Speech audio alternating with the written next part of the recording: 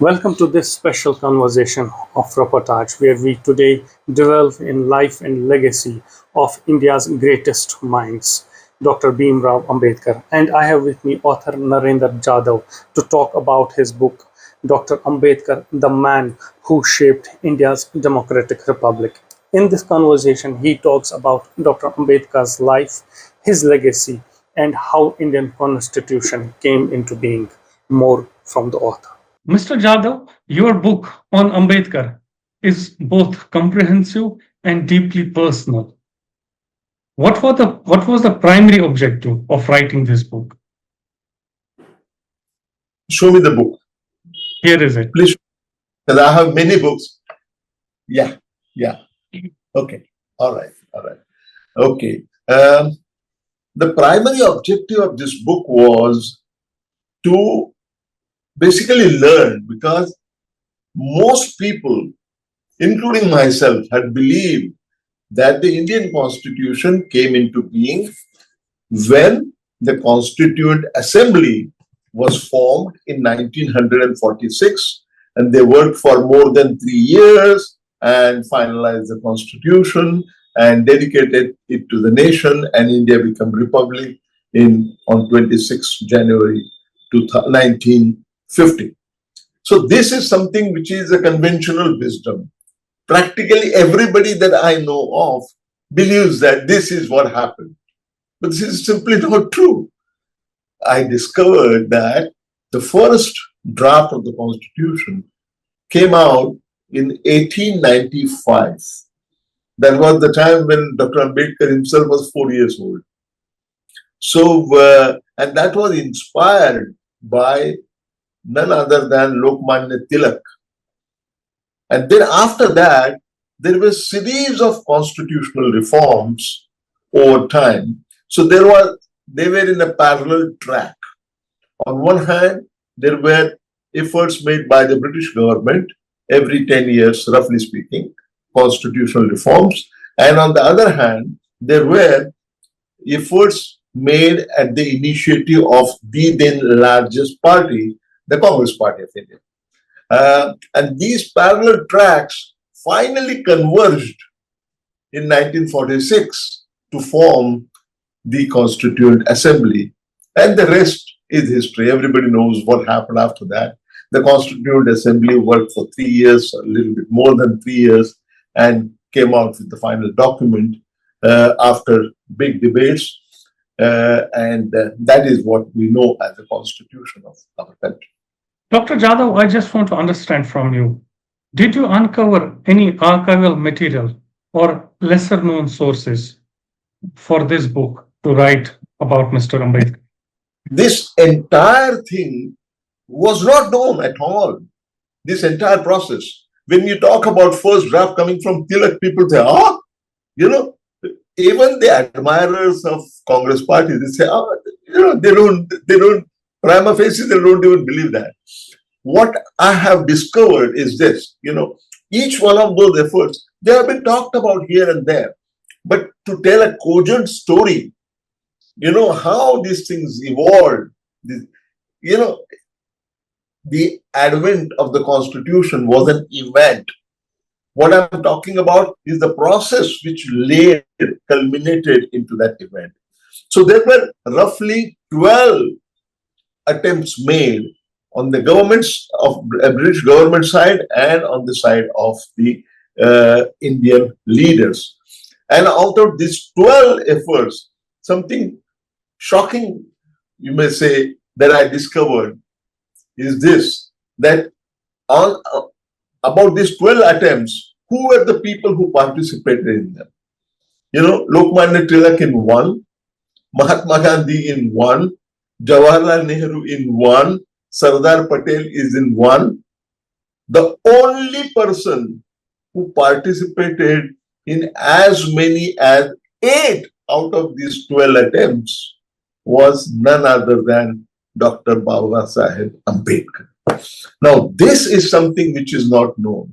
Also, what is not known is that there was a point when the British government announced that they are going to form a Constituent Assembly.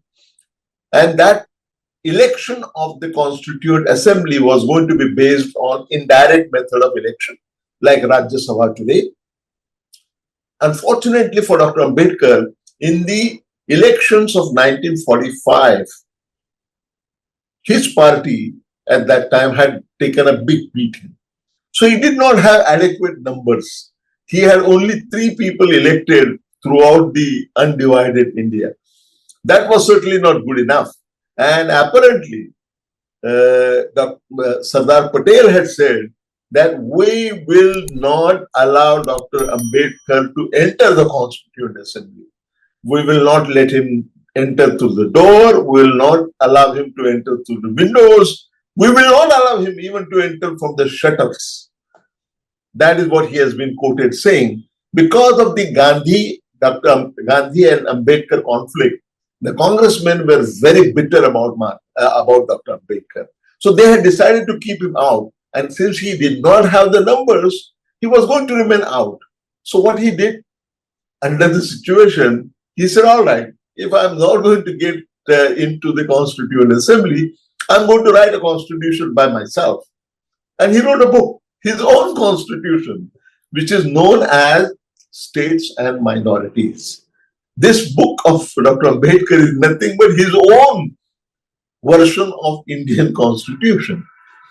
Later, history had something else in mind. So what happened later was that some of his colleagues, especially his colleague called Yogendranath Mandal, not the Mandal Commission Mandal, this one different.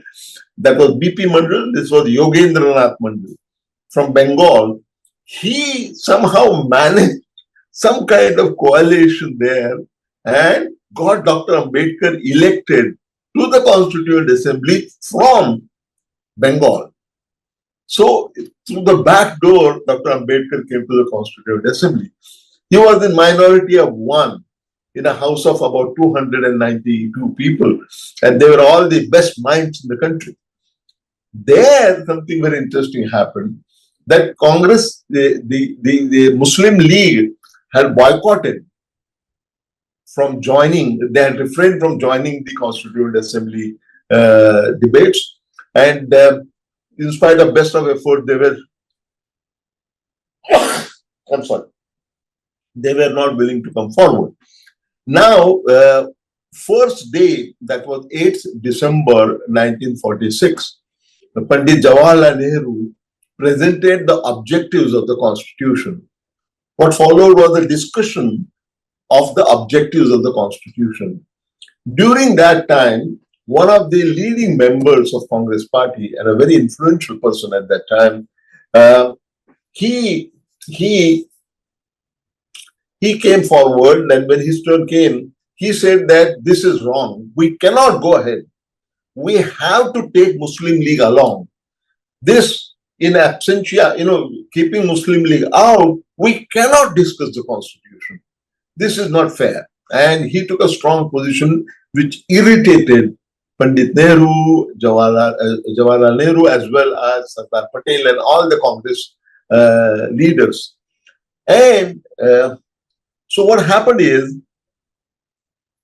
I'm just trying to recollect his name. He was the first Vice Chancellor of Pune University. So great legal luminary. The name will come back to me. So what happened is, suddenly, all of a sudden, out of turn, Dr. Rajendra Prasad, who was in the chair, called upon Dr. Ambedkar to come and speak. This was a pleasant surprise. What Dr. Ambedkar did, and he knew, Ambedkar was, of course, a very, very clever man. Apart from being very intelligent and with a great wisdom, he was also a very clever man. He saw the opportunity.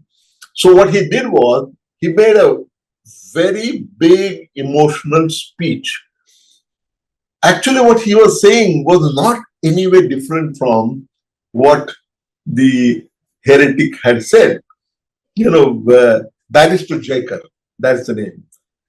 What Barrister Jaikar had said, he was not saying something different, but Barrister Jaikar had put it in the legal terms, and what Dr. Ambedkar did was to make an emotional pitch that we have to go together hand in hand, and if we go if we walk hand in hand long enough, then we will reach our destination, that is unified India. So he made a big emotional piece.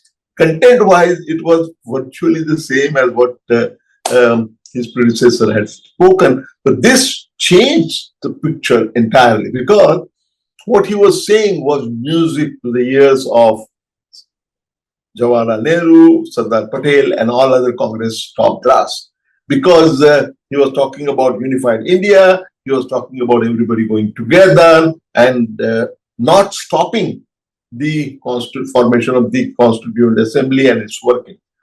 So that changed everything. In fact, there is a prelude, very interesting prelude. Kaka Saheb Gargir, who was one of the members of the Constituent Assembly, he has written in his autobiography, that we were all told to hoot out Dr. Ambedkar when he spoke. But before we realized, when he spoke, we were mesmerized.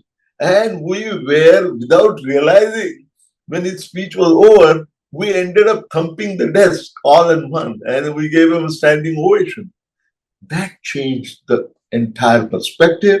So the Congress High Command decided to embrace Dr. Ambedkar. In fact, they made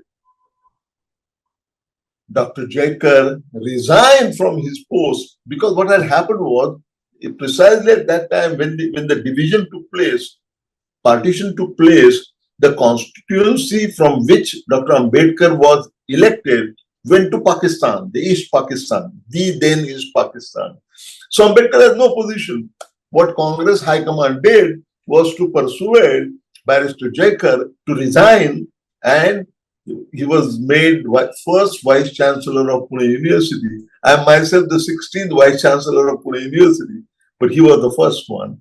And having done that, that position was given to Dr. Ambedkar, and the rest is history. So, apart from that, Gandhi, there was a bitter rivalry between Gandhi and Ambedkar. Apart from this fact, why did Sardar Patel oppose Ambedkar's inclusion in this coterie of intellectuals? It's obvious. Sardar Patel would generally follow that Congress High Command. And although he had very sharp mind of his own, because, one can say he was very loyal to Jawaharlal Nehru. And anybody who was he was very loyal to Mahatma Gandhi. Not Jawaharlal Nehru necessarily, but loyal to Mahatma Gandhi. And if anybody was a bitter critic of Mahatma Gandhi, then he had to oppose that. Like all congressmen, some of them were more loyal than the king, but that is how it was. That was the situation. So this was the main reason that Patel opposed Ambedkar. Yeah. In fact, they had a very good personal rapport, but on this ground, they were not together. Because they thought, please go ahead. No, because they all thought that he would support the other people and kind of break the momentum of working of the Constituent Assembly, which would delay independence, which would delay the formation of government, which would delay everything. They did not want that to happen. And that's why when Dr. Ambedkar spoke about, his words are prophetic. He said that not only when we walk together long enough, we'll reach our destination, that kind of thing. But he also said that when the destinies of nation are important, at that time, individual egos or destinies are unimportant. Forget about all your egos. Forget about all your egos. When the destiny of our nation is at stake, that's when you should forget about your petty rivalries and come together. And that was a very statesmanlike speech which changed the mind of everybody. Dr. Jadhav, so when was Nehru actually on board with Ambedkar? When did he got him on board for the framing of the constitution? No, Nehru got him on the board. Again, the this is not written anywhere, but this is believed by many scholars. Gandhiji, Pandit Nehru never wanted him to write the constitution. In fact, he had somebody else in mind. In fact, he had an Englishman in mind. I believe his name was Greenville something. And that time, honestly speaking, Mahatma Gandhi was the first remote control of our country. First remote control. Because no decision could be made without taking Bapuji's consent, which was also right in a way because of his stature and as the father of nation and the commander of the entire movement for independence. So every important decision had to be approved by him. So apparently, two things happened. Once, when Ambedkar when Jawaharlal Nehru went to him with a list of members, list of cabinet members, the first question that Gandhiji asked him was, is Ambedkar in there? Panditji was so shocked he could not close his mouth. He said, no. He just nodded and said, no. The list was given back to him. And they said, if Ambedkar's name is not there, I don't want to see the list. Perforce, Jawaharlal Nehru had to go out and write down the name of Dr. Ambedkar. That is how he got into the cabinet as a minister.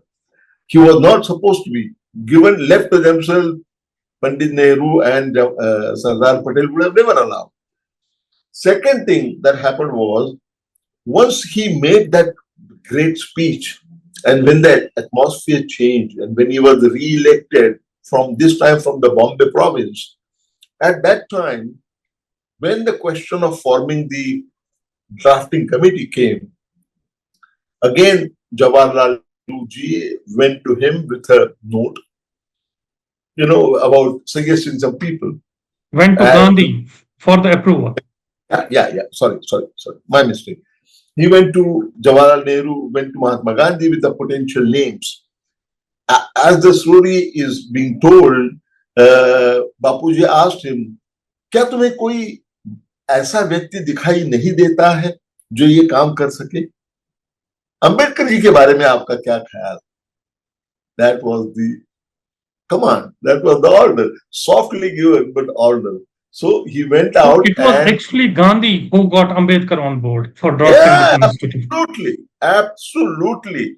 In spite of all the fights that they had, in spite of all the bitterness they had, I think when it came to nation, both of them realized that no individual is bigger than the nation, and destiny of the nation is the most important.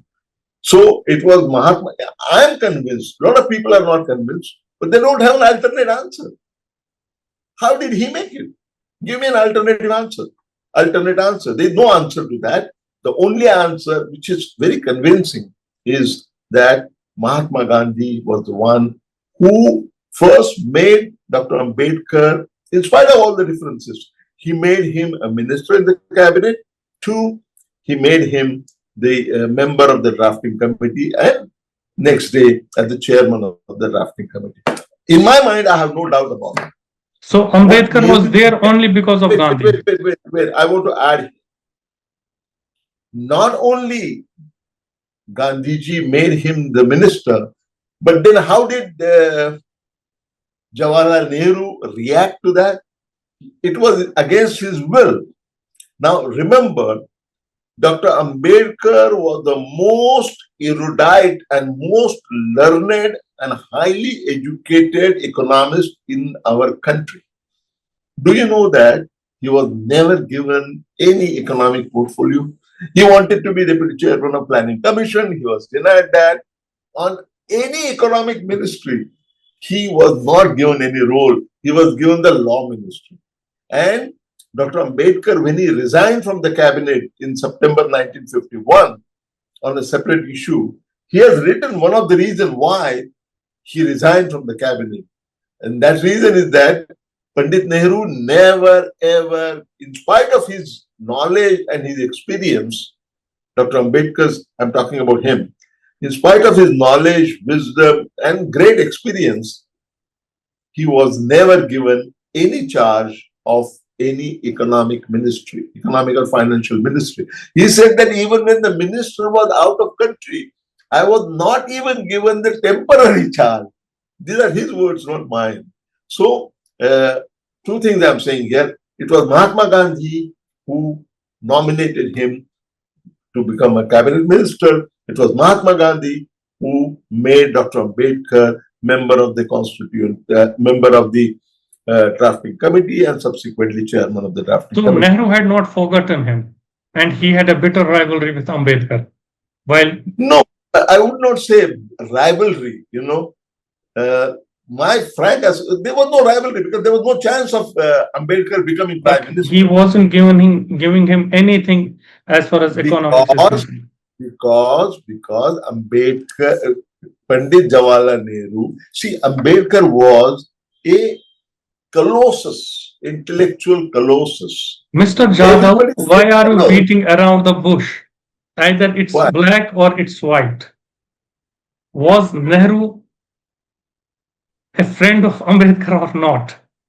Had he been Afraid of Ambedkar or yeah, not? had he been his friend, he would Very have much obviously so. given him something about the finance department. As you No, yourself said not beating, that he wasn't given anything. my friend. I'm saying very completely unambiguously, and I'm quoting from the Dr. Ambedkar's own resignation in September 1951 on a different issue. He resigned. When he was resigning on gender equality, he resigned on that issue. So when he did that, in his resignation letter, he has clearly stated that in spite of my experience, not only qualifications, but also experience. Remember that between 1942 to 1946, Dr. Ambedkar was a part of the Viceroy's Executive Council, where he had a whole range of portfolios, including labor, employment, and then water management, minerals management, electricity, and also infrastructure, PWD, infrastructure. Today there are 20 ministries. He covered the entire area and he did that very, very efficiently. He was the first person who carried out the labor reforms in our country, in the British rule. That time, he had opposed Gandhiji. Gandhiji had given the slogan of Quit India. I'm talking about August 1942. Within 15 days, British countered by taking 6 people from India into their cabinet. One of them was Dr. Ambedkar. And what a great job he did. Many people thought he was a traitor, that he was going against Gandhiji's wish and that he was going to join the British government. You have to see what he could achieve being in But Jadhav, Mr. Jadhav, again, it was the British who gave him the finance department, not Nehru. No. Sorry. It was the British in 1942 who put him in their cabinet, not Nehru. It was not exactly called the finance portfolio. It was, you're right. Mr. Jadhav, I'm running out of time. Let's move ahead with another topic. Sure. Talk but a bit I'm about making it completely unambiguous. Pandit Nehru was afraid about the intellectual height of Dr. Ambedkar. He was not afraid of his being a competitor for his position. Dr. Jadhav, point taken. Let's move ahead. Talk a bit about how Ambedkar was actually discriminated since his childhood because of he being a Dalit. Any anecdotes you want to share about his struggle? Well, you are saying time is short and you're talking about giving anecdotes about how he was mistreated. There are a million anecdotes that I can give, but just to quickly give you a rundown.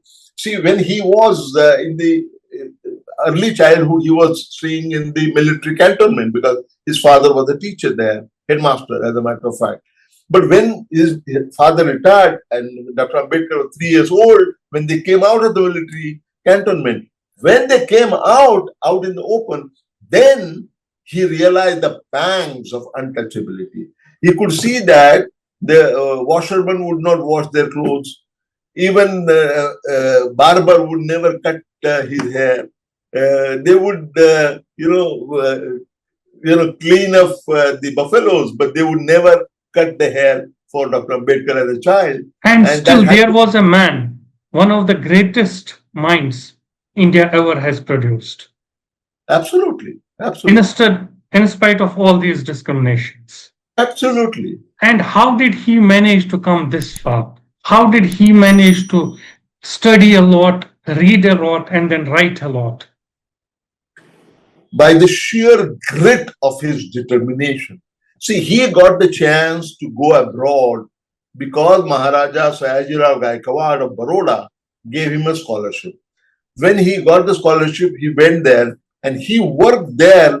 That was the first time he saw what freedom is like. Even he was discriminated there as well.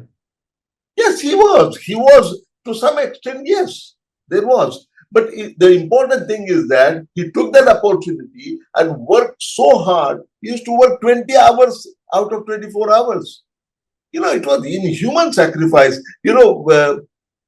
So he had to face discrimination every step of the way. But that did not let him down because of his grit, of his determination.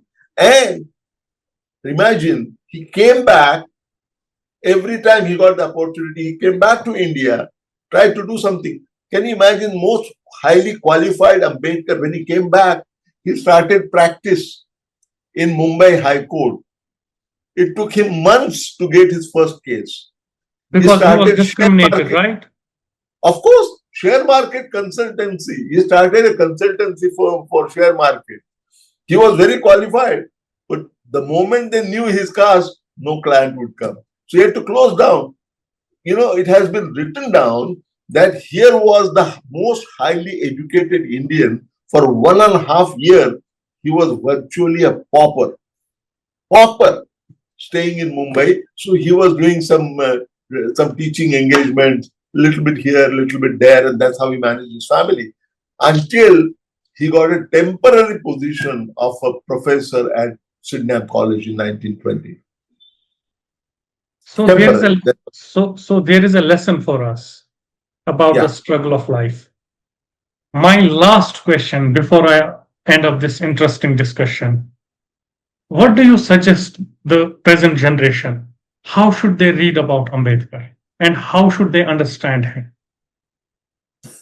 They should read about Dr. Ambedkar, that here was a man with such humble beginnings, but on the hard work, grit of his determination, and a very exceptionally strong willpower. He kept fighting for not only achieving success in everything that he did, but he threw himself into the cause of uplifting the so-called low caste people. And he fought against the caste system throughout his life. And toward the end of his life, when he became the principal architect of the Indian Constitution, that is the time when he made provisions for reservations in the Constitution. So what I'm trying to say, by the way, this is very interesting. Do you know that no Indian leader gave him the title of the principal architect of the Indian Constitution? No Indian leader. You know who gave that title to him? A British man who was the author of Dr. Jawaharlal Nehru's biographer, a British man. He gave him this title of the Field Marshal of India's struggle for the Constitution and the principal architect of the Indian Constitution. So actually the title is Field Marshal of Indian Constitution, right? No. The full title, if I remember right, is the principal architect of the Indian Constitution and the Field Marshal of India's movement for Constitution. Something like that. So that has become common calling him architect, principal architect of the Indian Constitution. But as you are well aware, time and again, somebody comes up with stories saying that, no, he did not write the Constitution. It's so pathetic. It reeks of the the deep-seated biases that people have about Dr. Ambedkar. People have heard saying, how can he be? That he was, by the way, one of the things that is happening now is that some people have been saying that Dr. Ambedkar must have been a Brahmin. Otherwise, how could he be so intelligent? Do you know that one of his teachers, Ambedkar was not his original name. He had a Brahmin teacher called, his name was Ambedkar. His Brahmin teacher was Ambedkar, who changed his name to Ambedkar, out of love and affection for this young boy who was working so hard. So people are saying, there are people, I feel so sad. I feel sorry for them, for their deep-seated biases, that how could Ambedkar be so intelligent? After all, if you are so good, then he has to be Brahmin. How can you stop people from saying or thinking like that? So how shall the present generation read about Ambedkar? Present generation should read. I have written 23 books on Dr. Ambedkar in Marathi, Hindi, and English. Many other people, Ambedkar has become more important today than what he was when he was alive. And this was also predicted by one of his colleagues. People should read about him in whichever language, but they have to take a lesson that here is a man, in spite of all the odds, he achieved successes and then dedicates himself to the cause of the underprivileged strata of society, and entire life he struggles for them for equality, fraternity, and social justice. Liberty, equality, fraternity, and social justice. He represented that, and he enshrined those principles in the Indian Constitution, which we cannot ever forget. Dr. Jadhav, pleasure talking to you. Thank you very much for your time. Let me hold your book once again in my hand so that it reaches maximum people. They buy it, read it, and understand about the Mr. Ambedkar, the greatest in mind this country has ever seen. Pleasure talking to you. Thank you. Thank you. Please subscribe to our channel Roportaj and press the bell icon to remain updated.